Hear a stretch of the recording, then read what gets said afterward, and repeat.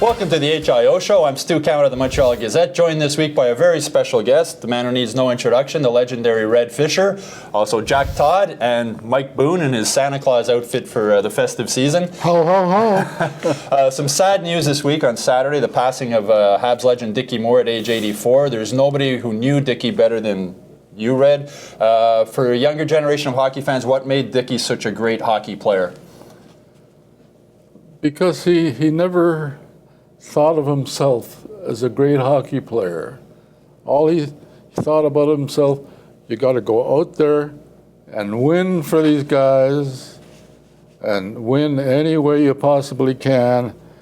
And I've got to tell you, when Dickie Moore went out there, he gave everything he can. I mean, you have to remember when he was playing, and I was just a kid, I mean, there were people leaving the bench, clearing the benches every single game that was played in the NHL, or just about every single game. And guess who was the first guy off the bench? Dickie Moore. I mean, and Dickie wasn't that great a fighter. He took quite a few beatings, but that never stopped him. You know, as I mentioned in a small piece I wrote the other day, one day he came off the bench and went after Frank Mahovlich because Mahovlich had shot the puck at Henri Richard's head, and there was Dickie going with Frank Mahovlich, taking a bit of a beating, but not stopping. He wasn't big by today's standards, was he, Red? I told you to talk loud. I am 89 years old, and if you don't talk loud, I can't hear you. He wasn't big by today's standards, was he, Red? He wasn't as big as today's players are. No, he wasn't. But that didn't stop him. I mean, look, you know, when Doug Harvey, the team captain for 1 year with the Canadiens, was traded to the New York Rangers because Frank Selke Sr. and he didn't get along too well. You know, the players voted for a team captain. Jean Beliveau told me, I voted for Dickie. But Dickie was never captain of the team. There was no C on his chest, but he was a C to everybody on that team. Jack, your thoughts on Dickie Moore? Well, just I could be wrong, but I see a bit of him in Brendan Gallagher. You haven't seen a lot of players like that. I've only seen Dickie in the old black and white film and all that, but they're about the same size. Neither one of them gave an inch, as Red would say, and if they did, it was only an inch. Yeah. And, you know, Gallagher is a throwback to Dickie Moore. I think it's ironic that they have the same kind of player all these years after. I don't think he'll ever score like Dickie did, but... Yeah, he was such a success. I haven't seen this Gallagher play. Well, yeah, I haven't been to the Bell Center since I retired about 40 years ago. But if this young Gallagher, and I know that you've written quite a bit about him, and anything you write, I believe, you bet. If this Gallagher is half as good as Dickie Moore was throughout his career, he's going to be one heck of a player and will definitely be the captain of this team, someday, which may or may not make the playoffs this season, from what I hear.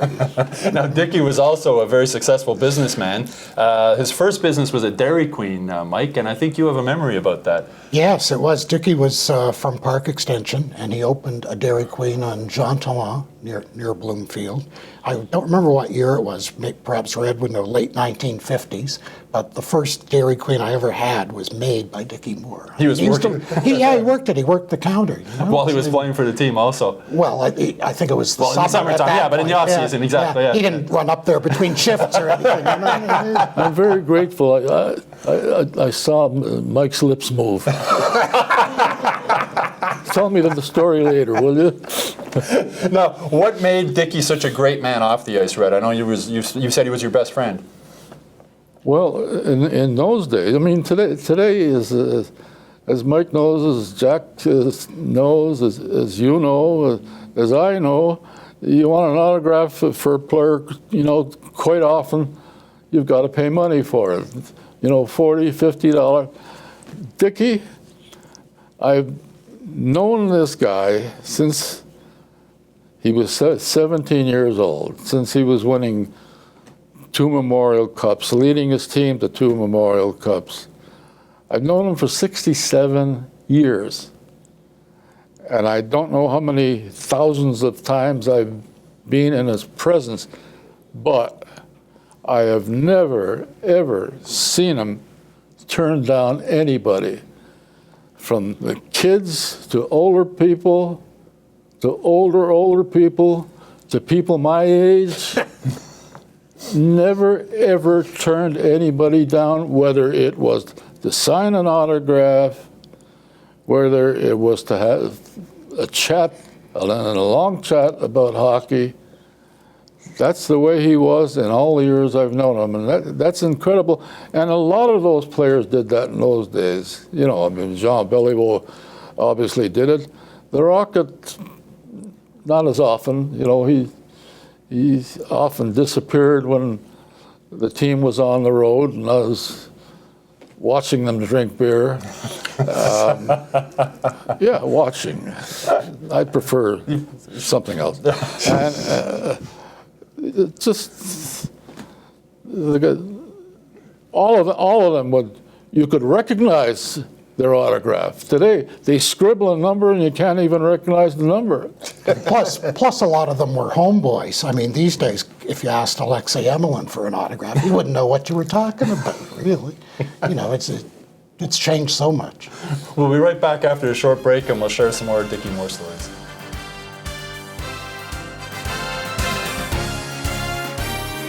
Welcome back, everyone. Red, you've used the word to describe Dickie Moore. You called him an achiever. What do you mean by that?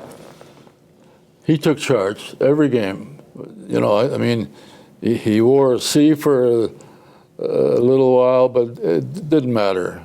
He wanted to be the first guy off the bench to take on the entire team that they were facing. He wanted to lead the guys on his own team, and he did in his own quiet way. Never asked for favors, just went out there and played his heart out, game after game after game, and season after season. The guy won two Stanley Cups in a row, or 2 scoring titles in a row, I should say. He won 6 Stanley Cups with the Canadiens.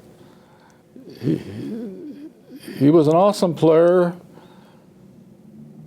but even a greater person, right up to his very last day. Red, did he ever want to get into scouting or coaching or anything like that after he retired? Who, Dickie? Yeah. No, never interested in that. He was interested in business. He's had a tremendous business for years. He kept telling me in recent months it's kind of taking a dip because there's lots of competition. But it's my understanding he was worth or offered well over $1 million for his business at one time. He was in Jack's class. I was only lucky enough to meet Dickie a couple of times, and he used to like to ask, are you a good man or a lucky man? And at Jean Beliveau's funeral, Dickie said that he was a lucky man and Jean was a good man, but I don't think it's more than just lucky to be as successful as he was after You don't hockey. you see so many cases of hockey players going the other direction, where Right. 10 years after their career, they're basically penniless, or they're declaring bankruptcy, and they just have no idea what to do with themselves after hockey. And I don't think anybody, we have 2 great examples here. Beliveau, like in the public sphere and all that, the kind of man he was, and Dickie has a huge success in business, which, his name might have helped a little bit in the beginning. I don't know, but he had to be a heck of a businessman Well, to do what he did. he was in business while he was playing, Yeah. and giving both everything he had. But he knew all along that, once his playing career was over, he was going into business big time, and believe me, it is big time. Oh, yeah. Certainly was bigger time, but I mean, you visit his property where he has all the equipment and his office. It's huge. Yeah. It's amazing. And business was his life after hockey, but hockey came first when he was playing hockey. Yeah. You see his name around the city more than anybody else on these Dickie Moore rentals. Mike, you were talking about how they were home boys back then when you were following the team. That must have made it even more of an impact when you see these guys around the town. And when you were I think so. Plus the kind of salaries they made. I mean, they had to do stuff during the summer. Right? It wasn't that they weren't making millions of dollars and spending the off season basically in a hammock or whatever. Yeah. The hammock in the gym. That's right. In those days, you actually had to have a job. I think. Yeah. Red, did you hear him? Yeah, I did. Do you have a favorite Dickie Moore story that you like to tell, either I on have or off the ice? 1,000 favorite Dickie Moore stories. On the ice, off the ice, and off the ice, and on the ice. He always. I can't pick out one. I can't pick out 50 without, thinking about another 50. How did That's he the kind deal of a guy with, he was. How did he deal with the loss of his son, Red? That must have been horrible for Dickie. How did he deal with the last of what? The loss of his when his son son. passed That must away. have been horrible for Dickie. Of his son? Yeah. Well, how would anybody deal with the loss of a son? Yeah. All right? Yeah. Dickie's wife has never recovered from the loss of her son, and he died 42, 43 years ago. He was 17 at the time, I believe, right? He was 17 at car the crash. time, and he was, as most people out there know, that Dickie has this golf club at Arundel and the Laurentians. And, Richard was driving his girlfriend back to Montreal, and then was returning to Arundel, and either he fell asleep or lost control of the car, but he died very quickly. And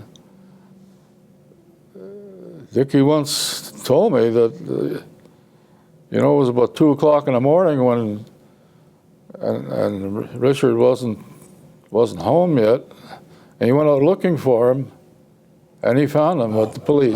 Wow. Wow. So it was very, very tough for Dickie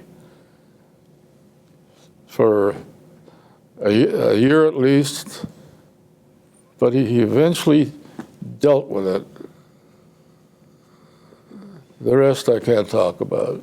He would light up a room when he came into a room, Dickie Moore. A couple of times I met up with a smile and the joke and joking around. This Canadiens team, the way they're struggling, could use a Dickie Moore right now, Jack. Yeah, and the nearest thing they have being Gallagher is out. You're really looking for somebody to turn it around, and I really don't want to put it all on Pacioretty, but when you're the team's leading sniper and the captain, you're the one everyone's looking to, and it's just not happening for him.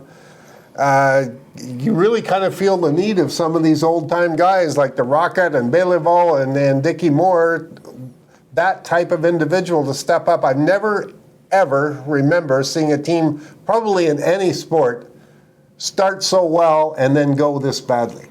You've gone from the best team in the league to the worst. They were doomed when you picked them for the cup. Be honest with you. I think, though, Mike, as much as we talk about missing Carey Price in the net, I think Carey Price is probably the true captain or leader of this team. I think they're missing him as much for his leadership, maybe, as they are missing him in goal. Yeah, no doubt. I think he provides kind of a quiet sort of leadership. I can't imagine him smashing sticks in the room. But then neither does Pacioretty. And Jack is right. Maybe that dimension of leadership is lacking. Something's lacking for sure. Well, that's it for this week's show. I want to wish everybody out there happy holidays. Red, thank you so much for joining us. My pleasure. Our condolences to Dickie Moore's family. He was a great man, and he'll be missed by all of us.